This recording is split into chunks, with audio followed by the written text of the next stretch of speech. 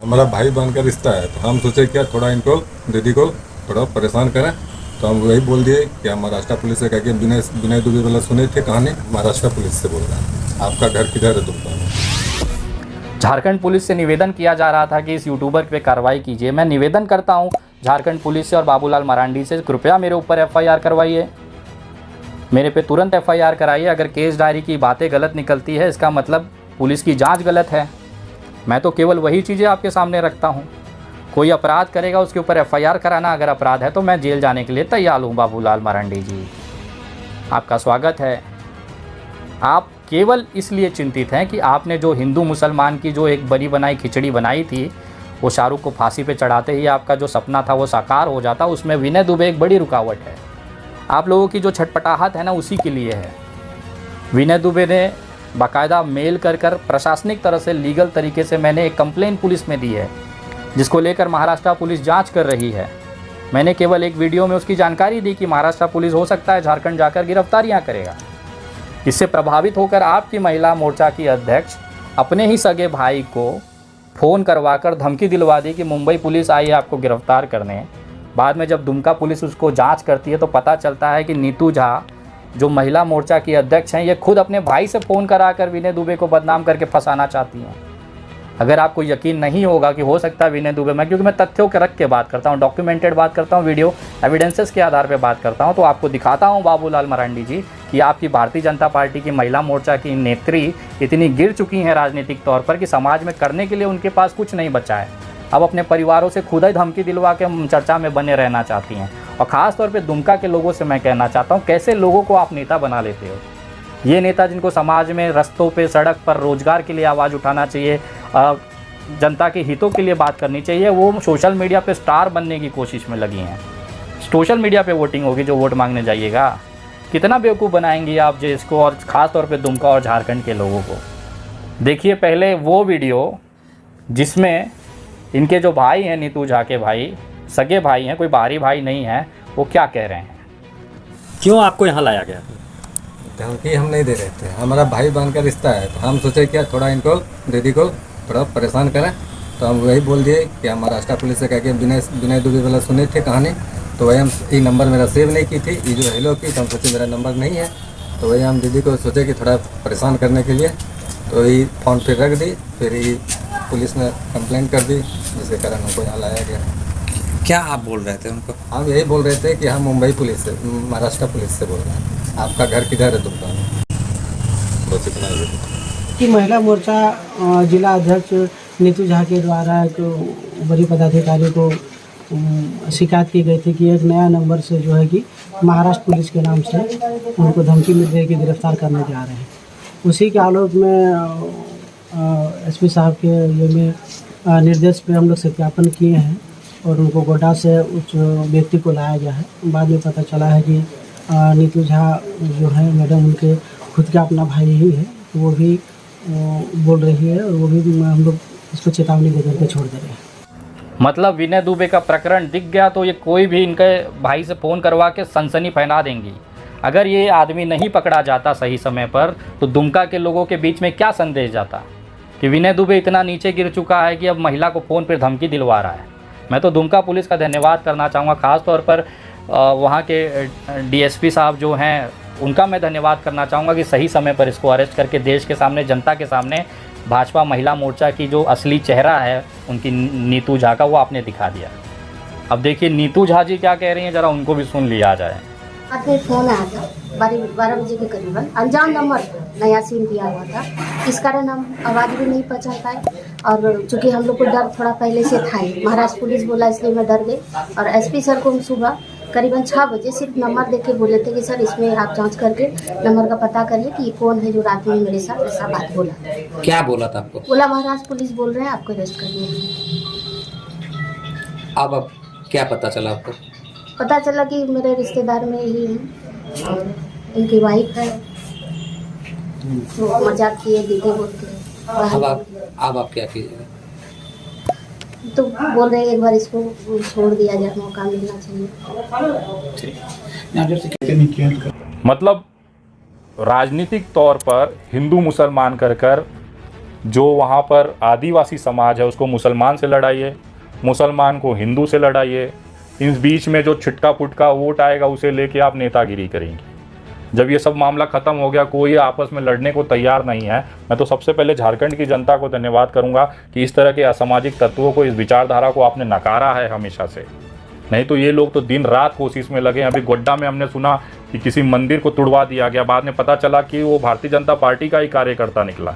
तो ये राजनीति करने के लिए, किसी की भी लाशें गिराने के लिए तैयार हैं, किसी की लाशों पर राजनीतिक रोटी सेकने के लिए तैयार। इनसे इंसान से, इंसानियत से कोई मतलब नहीं है।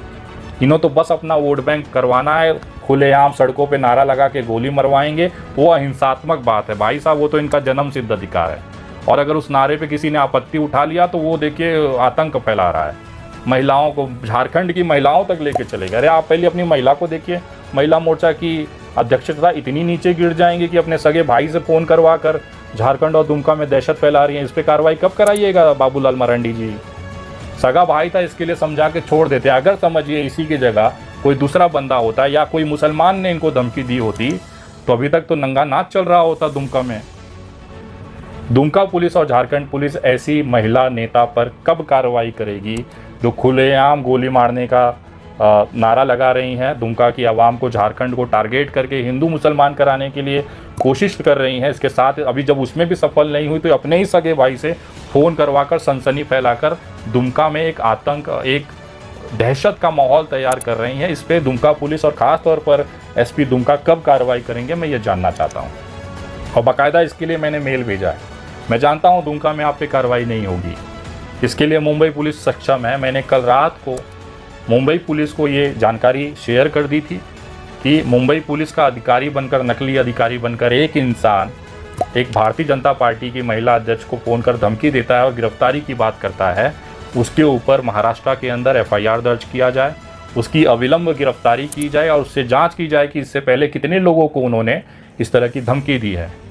मैं आपके स्क्रीन पे जो मेल दिख रहा है उसमें मैं महाराष्ट्र मुख्यमंत्री कार्यालय का धन्यवाद करता हूं, जिन्होंने इस मामले को बहुत त्वरित गंभीरता से देखा और मेल करने के केवल 4 घंटे 5 घंटे के अंदर अंदर इसको गृह मंत्रालय के पास आगे कार्रवाई के लिए भेज दिया। अब मैं ये कहूँगा, ये बात क्या जानकारी कि अब इस पर कार्रवाई होने वाली है तो भारतीय जनता पार्टी के महिला अध्यक्ष फिर रोने लग जाएंगी, फिर वो कहेंगे देखो महिलाओं को हमारा परेशान कर रहा है। अरे आप अपराध करोगे, क्राइम करोगे तो सज़ा मिलेगी ना। ये सोचना चाहिए था आपके भाई को। और आपको ये जो नौटंकी आपने दुमका का नाक काटा है, झारखंड का नाक काटा है, बहुत बड़ा शूरवीर वाला काम किया है आप लोगों ने। वो तो अच्छा है दुमका पुलिस की तत्परता है कि उन्होंने सही समय पर इसको गिरफ्तार कर लिया, अन्यथा आप लोग तो अभी तक नाच रही होती वहाँ पे। अब विनय दुबे पे एफआईआर करवा रही होती कि देखो विनय दुबे ने धमकी दिलाया। सच को कितना भी आप ढक कर रखिए, सच का जो दिया है, जो उजाला है ना, वो कोई रोक नहीं सकता। और आने वाले कुछ समय के अंदर अंदर दुमका केस में जिस तरह से शाहरुख को लेकर पूरी कहानी गढ़ी गई, सरकारी तंत्र पर दबाव बनाकर इसको, शाहरुख को फांसी पे लटकाने की तैयारी की गई, बार एसोसिएशन पे इतना दबाव बना दिया गया कि कोई एक एडवोकेट सामने नहीं आ रहा था। ये दिखाता है कि भारतीय जनता पार्टी का उद्देश्य झारखंड में हिंदू मुसलमान के नाम पर दंगे कराना, हत्याएं करवाना और झारखंड का राजनीतिक और सामाजिक जो ताना बाना है उसको खराब करना ही एकमात्र उद्देश्य था। इनको अंकिता के इंसाफ से कोई लेना देना नहीं है।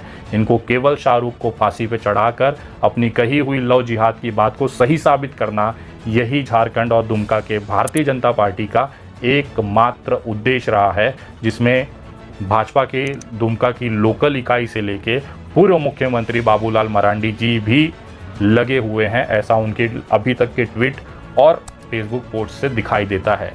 जीपी साहब, झारखंड मुख्यमंत्री हेमंत सोरेन जी से निवेदन करता हूं कि कृपया इन महिलाओं के ऊपर, देश के गद्दारों को गोली मारो सालों के नारों के ऊपर कार्रवाई करते हुए एफआईआर ले, इनके मोबाइलों को जब्त किया जाए, उसकी फॉरेंसिक जांच की जाए।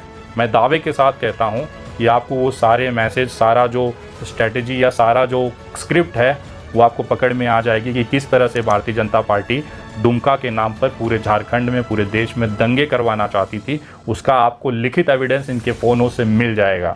और मैं ये भी गारंटी के साथ कहता हूं कि अगर सही तरीके से निष्पक्ष जांच की जाए तो बाबूलाल मरांडी तक इनके रडार में, इस जांच के रडार में और फॉरेंसिक में जो क्रियाकलाप हुई है उसमें ज़रूर मिलेंगे। अगर आप लोग इस वीडियो के माध्यम से इसे संज्ञान नहीं लेते हैं तो 2 दिन के अंदर रांची आकर मैं आपको खुद एक पत्र देकर बाबूलाल मरांडी सहित तमाम जो भारतीय जनता पार्टी के नेता हैं उनकी भूमिका को लेकर जांच करने के लिए निवेदन करूंगा, ताकि इस मामले में भारतीय जनता पार्टी की जो असलियत है वो झारखंड और दुमका के लोग देख लें। लेकिन ये देश सांप्रदायिकता की आग में नहीं जलेगा, ये देश सेकुलर है। और मैं धन्यवाद करता हूँ झारखंड की उन तमाम जनता को, आदिवासी जनता को, मुस्लिम जनता को, हिंदुओं को, जो इनके झांसे में न पड़कर एक दूसरे का हाथ भाईचारे के हिसाब से पकड़ा रहा। इनके जो तैयारियां थी, इनके जो मंसूबे थे, उस पर आप लोगों ने जो पानी फेरा है उसके लिए मैं दिल से धन्यवाद करता हूं। और आगे भी इस तरह के नकली जो नेता हैं जो आपके बच्चों की लाशें गिराकर उस पर राजनीति करना चाहते हैं, ऐसे लोगों और ऐसे विचारधारा से दूर रहें, क्योंकि ये आपका भी घर जलाएंगे और समाज को भी खतरे में डालेंगे। अंकिता की इंसाफ की लड़ाई चलती रहेगी। बहुत जल्द दुमका पहुंचकर ये सारे कानूनी प्रक्रियाओं को हम आगे बढ़ाएंगे। अंकिता हत्याकांड की अगली सुनवाई कोर्ट में 3 नवंबर को है। तब तक इनसे निपट लिया जाए इन 1 महीनों में। Thanks for watching. मैं हूं शरीफुल शेख। ये वीडियो में अगर आपको इन्फॉर्मेशन मिला तो वीडियो को लाइक कीजिए और ज़्यादा से ज़्यादा शेयर जरूर कीजिए। और इसी तरह की खबर जानने के लिए चैनल को सब्सक्राइब कीजिए, पेज को फॉलो कीजिए और देखते रहिए सच झारखंड टीवी।